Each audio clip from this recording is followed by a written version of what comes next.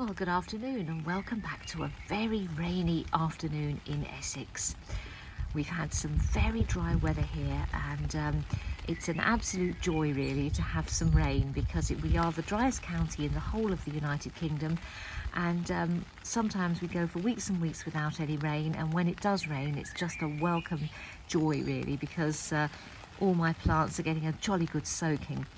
So I thought I'd introduce you to a really beautiful plant that until last year really wasn't very familiar to me.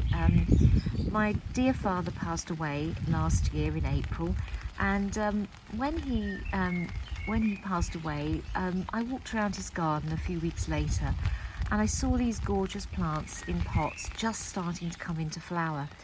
And I didn't really know what they were, but they reminded me of the Gerberas that you have as house plants and as cut flowers.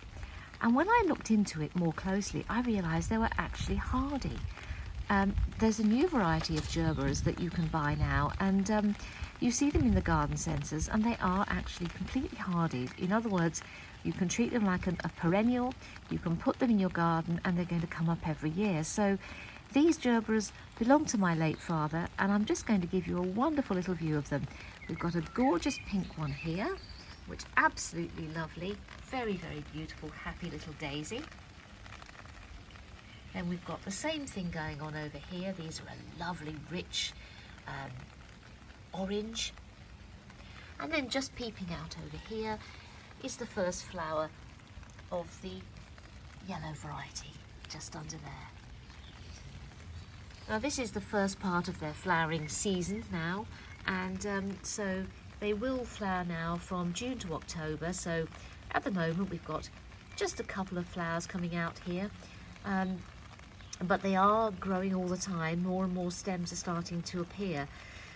You do have to deadhead them, but as long as you put them in a nice sunny position and keep taking off the flowers as they go over, you will find that you can have a lovely show of these for several months, in fact, of the year. These are in a little bed I've got here with some other things, and they're really appreciating this wonderful drink that's going on this afternoon.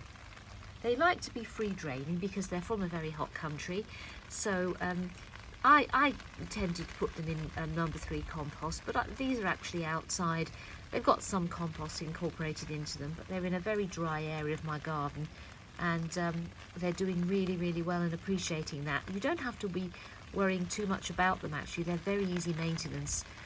So I took them over from Dad this year. Last year it was when I brought them back. So this year they've actually flowered again, proving that they are actually perennial. And they're just such happy things. I mean, they're very similar to osteospermums in the way they flower, although osteospermums often have 2 flushes.